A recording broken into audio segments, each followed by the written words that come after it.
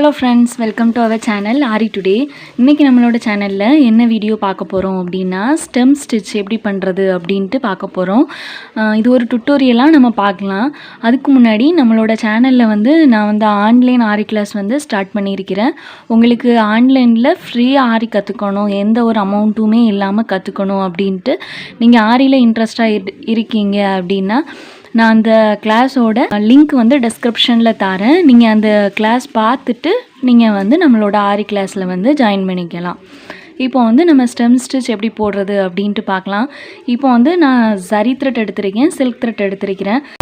இந்த 2 த்ரெட் வச்சு தான் நம்ம எப்படி பண்ணுறது அப்படின்ட்டு பார்க்க போகிறோம். நீடில் நான் நார்மல் அயன் நீடில் எடுத்திருக்கேன். த்ரெட்டுக்கு யூஸ் பண்ணுற நீடில் எடுத்திருக்கிறேன். டுலிப் ரன் நீடில் நான் எப்போவுமே எடுக்க மாட்டேன். ஏன்னா இந்த நீடில் பாருங்கள், இந்த நீடில் எப்படி இருக்கும் அப்படின்னா ஃபுல்லாகவுமே இப்படி உருள மாதிரியே கொடுத்துருப்பாங்க. நம்ம இப்படி நல்ல ரொட்டேஷன் கொடுத்து எடுக்க நல்லாயிருக்கும். டுலிப் ரன் நீடில் இதில் லைட்டாக ஒரு ஃப்ளாட்டாக கொடுத்துருப்பாங்க. அப்போ நமக்கு இந்த ரொட்டேஷன் பண்ணி எடுக்கிறதுக்கு அது கொஞ்சம் டிஸ்டர்பன்ஸாக இருக்கும். அதுக்காக நான் ப்ரிஃபர் பண்ணுறது அயன் நீடில் தான். பாருங்கள், இப்போ நான் ஒரு ஸ்ட்ரைட் லைன் போட்டிருக்கேன் இல்லையா, இதில் தான் உங்களுக்கு ஸ்டெம் ஸ்டிச் எப்படி போடுறது அப்படின்ட்டு காட்ட போகிறேன். அதுக்கு நான் சில்க் த்ரெட் எடுத்திருக்கேன். இப்போது நம்ம சில்க் த்ரெட் ஹேண்டில் பண்ணும்போது எப்போவுமே 2 லேயராக தான் நம்ம யூஸ் பண்ணுவோம் இல்லையா. ஒரே ஒரு த்ரெட், இப்போ ஜரி அப்புறம் நார்மல் ஸ்விங் த்ரெட் இதிலெல்லாம் ப்ராக்டிஸ் பண்ணும்போது ஒரே ஒரு த்ரெட்டில் நார்மலாக இந்த ஒரு ஸ்ட்ராண்ட்ஸ் மட்டுமே வச்சு நீங்கள் ப்ராக்டிஸ் பண்ணியிருப்பீங்க. சில்க் த்ரெட் அப்படின்ட்டு வரும்போது இது ரொம்ப லேஸாக இருக்கும். லைட்டாக நம்ம இப்படி ஸ்ட்ரெச் பண்ணால் கூட போதும், நமக்கு சீக்கிரமே கட் ஆகிரும். ஜரி மாதிரி கொஞ்சம் நல்ல ஸ்ட்ராங்காக இருக்காது. ஒரு பெரிய டிசைன் பண்ண போகிறீங்க அப்படின்னா கண்டிப்பாக நமக்கு 2 த்ரெட் தேவை. நீங்கள் ஒரே கலரில் 2 த்ரெட் வாங்கி வச்சுக்கணும். இப்போ ஒரு சின்ன டிசைன் பண்ண போகிறீங்க, ஒரு குறிப்பிட்ட ஒரு ஃப்ளாரை நீங்கள் ஆக்குப்பை பண்ணணும், இல்லை ஒரு ஸ்ட்ரைட் லைனில் பண்ண போகிறீங்க அப்படின்னா ஒரு த்ரெட் தான் இருக்குது அப்படின்னா ஒன்றும் ப்ராப்ளம் இல்லை. இந்த ஒரு த்ரெட்டை வச்சு நம்ம ஈஸியாக பண்ணலாம். அது எப்படி அப்படின்ட்டு இப்போ நான் சொல்லித்தரேன்.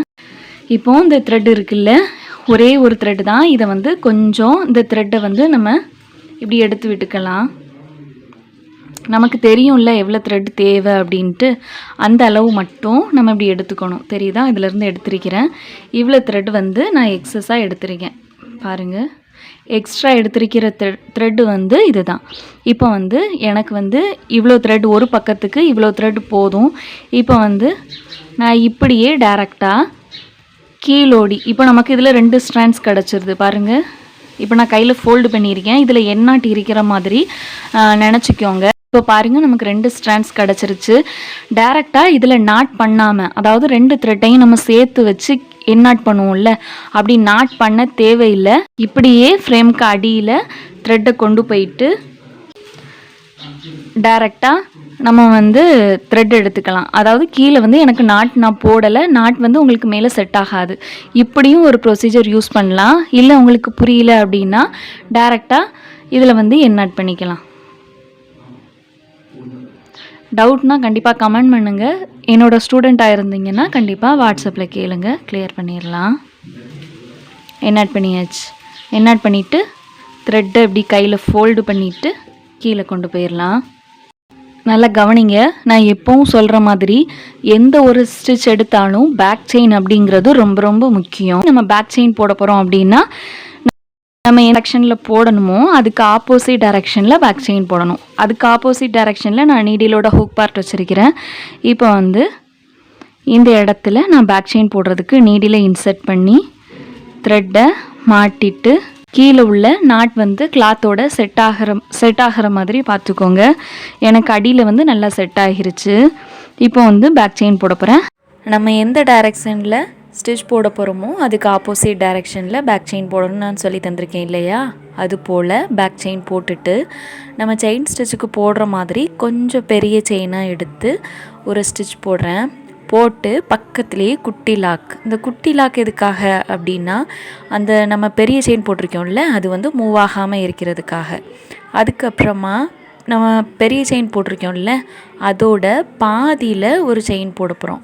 அந்த பாதியில் ஒரு செயின் போட்டு அந்த குட்டி லாக் போடுறது கரெக்டாக நம்ம போட்ட பெரிய செயினுக்கு சென்டரில் வர மாதிரி பார்த்துக்கோங்க.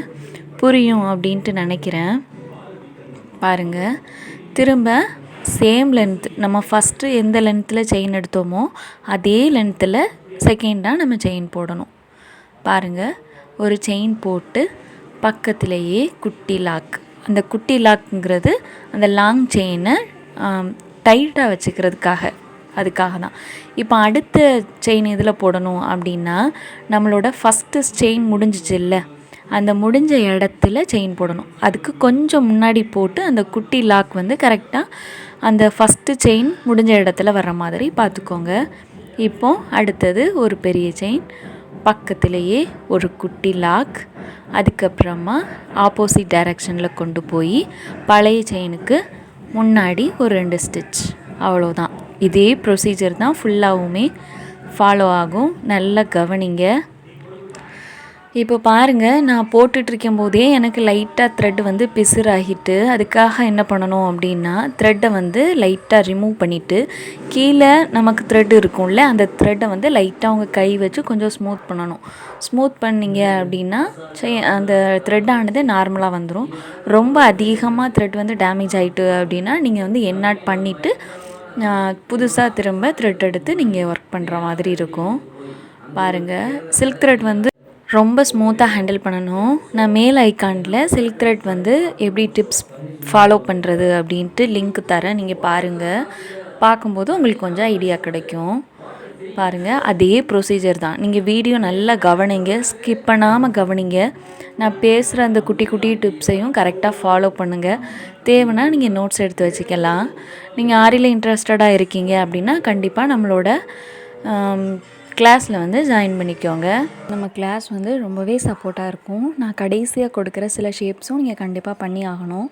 இது போல் ஃபுல்லாக கம்ப்ளீட் பண்ணிவிட்டு நம்ம எப்படி இருக்குது அப்படின்ட்டு பார்க்கலாம். இப்போ நமக்கு இந்த த்ரெட்டு வெளியே தெரியுது இல்லையா, அதுக்காக என்ன பண்ணணும் அப்படின்னா கீழே இருந்து நீடியில் இன்சர்ட் பண்ணுறேன்.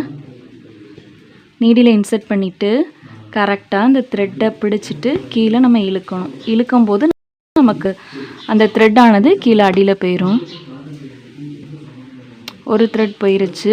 இப்போது இன்னொரு தடவை பாருங்கள், இப்படி பிடிச்சிட்டு கீழே இழுத்துட்டோன்னா த்ரெட்டு நமக்கு கீழே போயிடும். அவ்வளோதான். இப்போ நம்மளோட கட்டர் வச்சு கீழே இருக்க த்ரெட்டை நம்ம கட் பண்ணி எடுத்துடலாம். இப்போ அடுத்து பாருங்கள், ஒரு பெண்ட் பண்ணி ஒரு எஸ் மாதிரி போட்டிருக்கேன். ஏன்னா நார்மலாக ஸ்ட்ரெயிட் லைனில் போடுறது ரொம்ப ஈஸி. இப்போ இந்த கர்வ்லாம் எப்படி நம்ம அதை கரெக்டாக வளைச்சி கொண்டு வரோம் அப்படிங்கிறது உங்களுக்கு தெரியணும். அப்படிங்கிறதுக்காக இந்த டிசைன் ட்ரா பண்ணியிருக்கேன். இப்போ நம்ம இதில் எப்படி இது போல் ஸ்டெம் ஸ்டிச் போடுறது அப்படின்ட்டு பார்க்கலாம். கொஞ்சம் ஸ்பீடாகவே கொண்டு போகிறேன். நீங்கள் ஸ்லோவாக வேணும் அப்படின்னா அட்ஜஸ்ட் பண்ணி கொஞ்சம் பார்த்துக்கோங்க. எப்பவும் போல் ஃபஸ்ட்டு பேக் செயின் போட்டு ஸ்டார்ட் பண்ணிடலாம். கரெக்டாக நீங்கள் நோட் பண்ண வேண்டியது, நம்ம ட்ரா பண்ணியிருக்கோம்ல அந்த இடத்துல நமக்கு செயின் ஸ்டிச் வரணும். அந்த ஹாஃபாக நம்ம போடுறது நமக்கு பாதியில் வரணும். பாருங்கள், நீங்கள் ஹாஃப் முடிச்சுட்டு திரும்ப அடுத்த செயின் வரும்போது கரெக்டாக அந்த ட்ரா பண்ணியிருக்க லைன்லேயே வர மாதிரி பார்த்துக்கோங்க. உங்களுக்கு சரியாக வந்துடும். இதே ப்ரொசீஜர் தான். நம்ம ஸ்ட்ரைட் லைனில் என்ன ஃபாலோ பண்ணோமோ அதே ப்ரொசீஜர் தான். ஆனால் சில வளைவுகளில் மட்டும் நீங்கள் கரெக்டாக அதை கொண்டு வரணும். அவ்வளோதான். பாருங்கள், இன்னும் இந்த செயின் குட்டி குட்டியாக போடுறதா இருந்தால் கண்டிப்பாக குட்டி குட்டியாக போடலாம்.